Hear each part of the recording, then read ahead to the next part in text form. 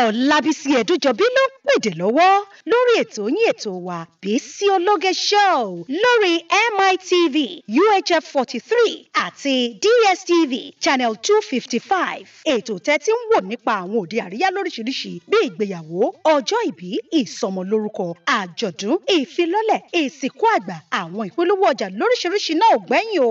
Aago 8 sí 9 alẹ́ ní gbogbo ọjọ́ ìsinmi lẹ́ẹ̀ máa bá ọmọ yín pàdé láwọn òde àríyá ti ilẹ̀ yìí àtòkè òkun lóríṣiríṣi lórí MITV. Fún ìpolówó ọjà yín ẹ pè sórí 0803 329 1869 àti 0812 158 4400 tàbí sórí ímeèlì wa bisiologe@yahoo.com. Bó sì jẹ́ lórí wẹ́bsáìtì wa www.bisiologeshow.com. Bísí Ológe ló ń pèdè lórí tẹlifíṣàn. Bísí Ológe mo lójú lọ́rọ̀ wá.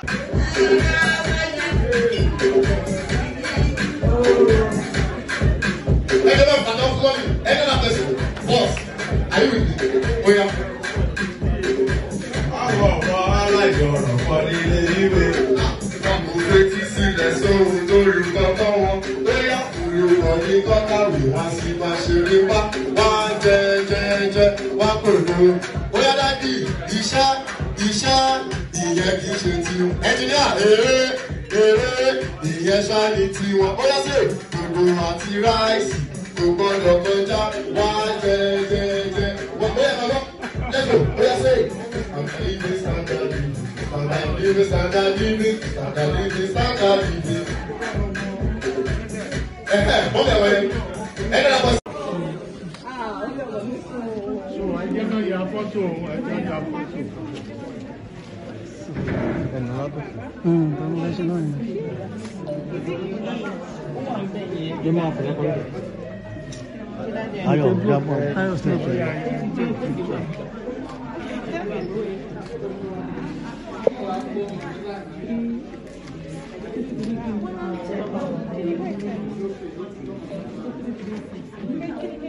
Please, we need her to say something.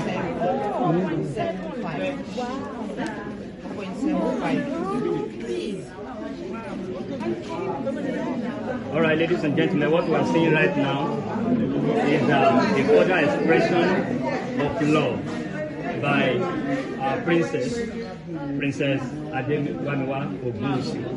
And of course, this is a demonstration of love, kindness, and wonderful. As you can see, ladies and gentlemen, this is one of course of the healthcare initiative programs under the House of ADEWA. We need her to say something. All right, Princess, right about now, what can you say about this royal visit?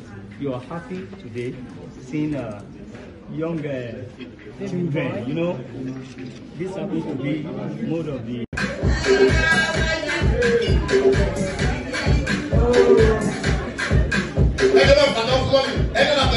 Boss, are you with me? Oh yeah. Àwọn ọmọ aláìjọrọ̀ pọ̀ nílé ìwé. Wọ́n kò fetí sílẹ̀ sóhun tó rí kọ́kọ́ wọn. Bóyá olùkọ́ ní kọ́kàwé wá sí máa ṣeré wá. Wá jẹ́ wá pẹ̀lú. Bóyá dádì iṣẹ́ ìyẹn kì í ṣe tiwọn. Ẹnjìníà èrè ìyẹn ṣáà ní tiwọn. Bóyá sí gbogbo àti ráìsì. Kò gbọ́dọ̀ kọjá wá jẹ́. Wọ́n bóyá bàbá lẹ́gbẹ̀ẹ́ bóyá sẹ́yìn. Standard living. Wọ́n bẹ̀ wọlé.